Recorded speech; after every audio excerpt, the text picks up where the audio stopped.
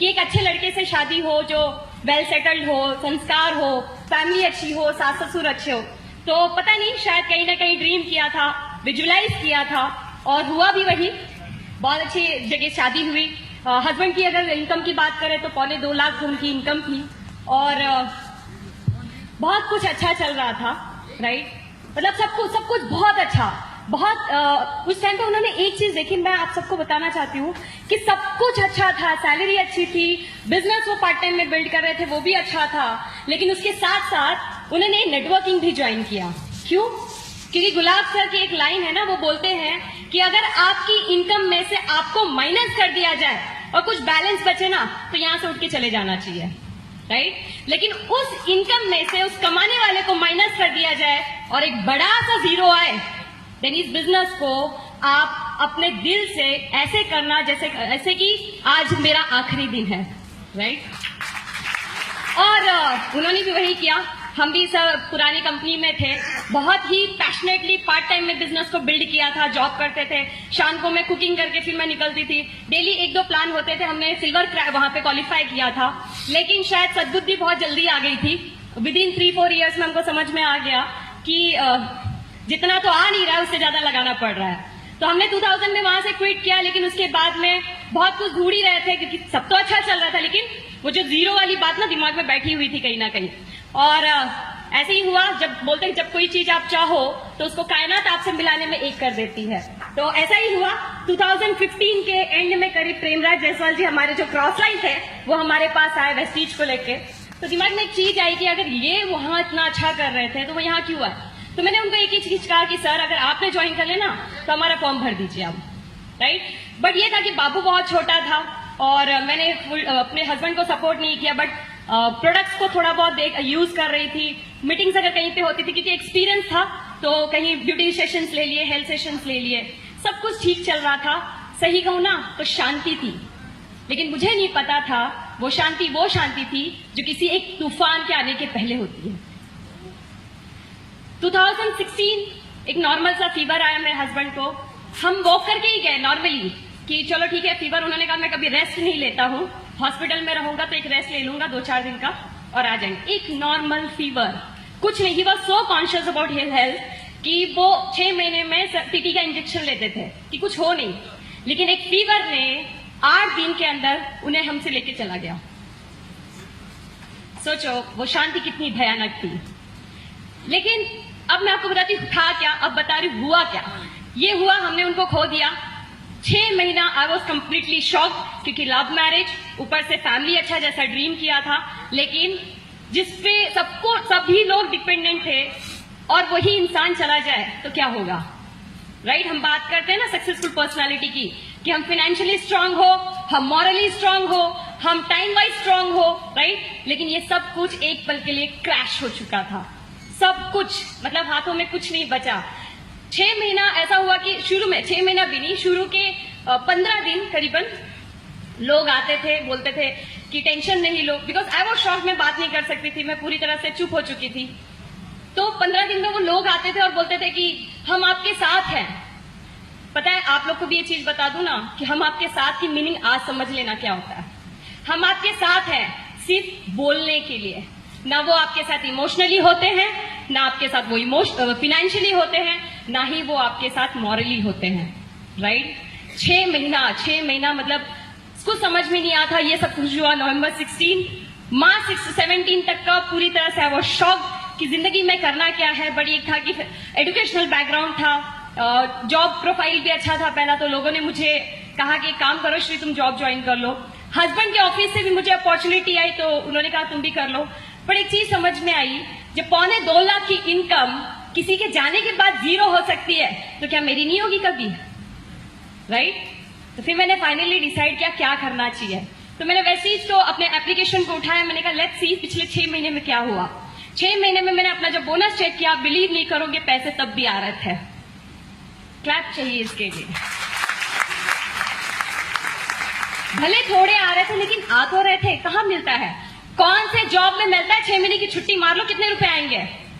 कौन से बिजनेस में 6 महीने घर पे बैठ जाओ पैसे आएंगे किसी के पास। लेकिन उस टाइम डिसाइड किया कि भले ये जो थोड़े आ रहे हैं ये बहुत है, और एक डिसीजन ले लिया कि जो हस्बैंड ने कहा था ना नेटवर्किंग बिजनेस में कि आपके जाने के बाद भी फाइनेंशियल सिक्योरिटी क्रिएट करके जाओगे, तो वो चीज मुझे कहीं ना कहीं क्लिक कर दी।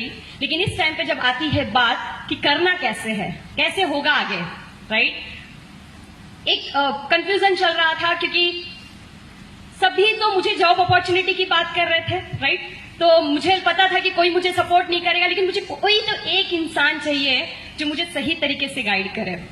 और मैंने बहुत सोचा, बहुत सारी चीजें अपने आप में पहले डिसीजन लिया। एक डिसीजन बहुत कुछ बदल सकता है, एक पल में तो नहीं होगा लेकिन होगा जरूर, राइट। तो ऐसा ही हुआ, मैंने प्रेम सर को कॉल किया और कॉल करते ही सर को मैंने कहा सर मुझे वेस्टीज कंटिन्यू करना है। पता है आपको उन्होंने क्या कहा? अगर तुमने डिसाइड कर लिया है तो पीछे पलटने का मौका नहीं दूंगा, ये कहा उनकी लाइन थी। तो उसके लिए मैं थैंक यू चाहूंगी सर को, बार बार थैंक यू चाहूंगी। एक पिता के नाते, एक बहुत अच्छे गाइड के नाते उन्होंने मुझे गाइड किया कि कैसे करना चाहिए। और जब मैंने शुरू किया सर, तो वही रिश्तेदार जो बोलते थे हम आपके साथ में और 6 महीने तक भटकते भी नजर नहीं आए, उनको मेरा ये काम करना चीप लगने लगा। वो कहते थे कि ये विधवा अनजानों से मिलती है, कभी किसी के साथ कुछ गलत हो गया तो, एक यंग सी लड़की है, कभी इसका मन भटक गया तो, राइट, उन लोगों को मेरा काम चीप लगने लगा था। सोचो, जहां पे लोगों को फाइनेंशियल और मोरली मेरे को हेल्प करना चाहिए था, उन लोगों ने नहीं किया। बट मेरी फैमिली, मैं बार बार थैंक यू कहूंगी कि पता नहीं शायद मेरे इंटेंशन बहुत क्लीन थे, मैंने पुण्य किया था, इसलिए मेरे जो सास ससुर मेरे माँ बाप से भी ज्यादा है वो, राइट। मैंने उनको एक ही चीज कहा, मम्मी बाबूजी, लोग मर जाते हैं, उनके सपने नहीं होते जिंदगी में। मेरे पास तो मेरा भी सपना है, साथ में मेरे हस्बैंड का सपना था, मेरे पास तो 2 लोगों के सपने हैं, तो मैं क्यों नहीं करूं इसको। जॉब में आप देख रहे हो कि जो 2.25 लाख की इनकम थी वो आज 0 है। हमारे घर का जो सबसे बड़ा बेटा जो रिस्पॉन्सिबिलिटी ले सकता था, आज वो इस दुनिया में नहीं है। वो तो हम रिकवर नहीं कर पाएंगे, लेकिन कहीं ना कहीं हमको स्टैंड लेना पड़ेगा। लेकिन इस सब में मुझे आपका सपोर्ट चाहिए। आप यकीन नहीं करोगे, उन्होंने मुझे ऊपर से तो हाँ कर दिया, मन में उनके पीछे, पता है मेरे पीठ पीछे जो बात मैंने कही ना, ये सारी बातें उनको लोग सुनाते थे, लेकिन वो मेरे और उन लोगों के बीच में एक दीवार थे, कांच की दीवार थे। वो बातें मेरी तरफ नहीं आती थी मैम, राइट। लेकिन अब यहां से हुआ क्या, राइट, सब कुछ खत्म, फिर सब कुछ डिसाइड किया कि करना है। आप यकीन नहीं करोगे, मैं तो जस्ट सपोर्ट करती थी, मेरे हस्बैंड बिजनेस को बिल्ड कर रहे थे। मैंने जैसे ही डिसाइड किया, सर से मैंने पूछा करना क्या है, मुझे बता दीजिए, बिकॉज मेंटली मैं इतनी तरह से एग्जॉस्ट हो चुकी थी उस गम में कि मैं खड़ी नहीं हो पा रही थी जगह में।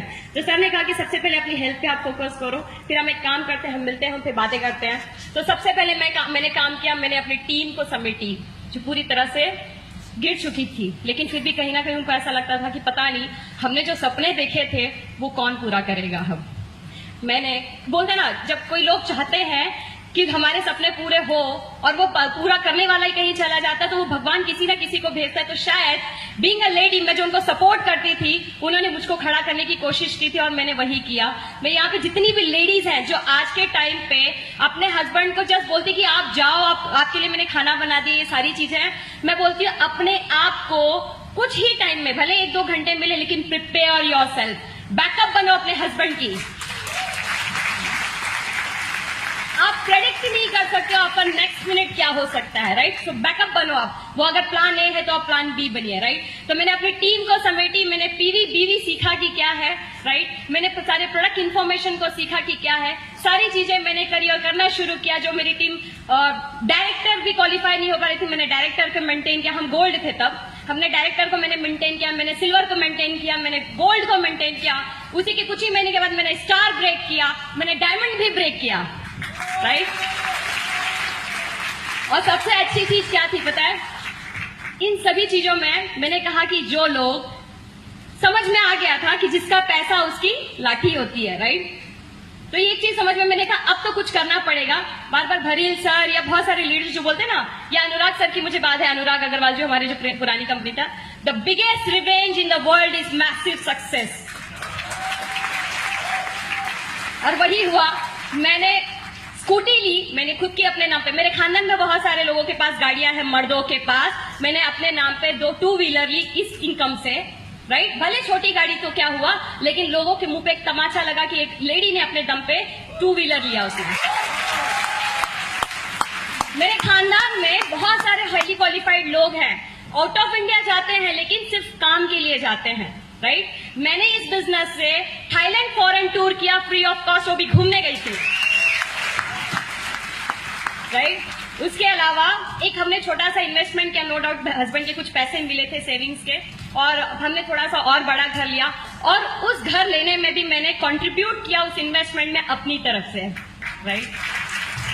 जिंदगी बदल रही है, और जिन लोगों को लगता था ना ये बेचारी की जिंदगी कैसे चलेगी, हस्बैंड चला गया है, फैमिली टूट चुकी है, कौन इनका सपोर्ट करेगा, आज उनको क्या पता था कि इतनी बड़ी फैमिली मुझे मिलेगी।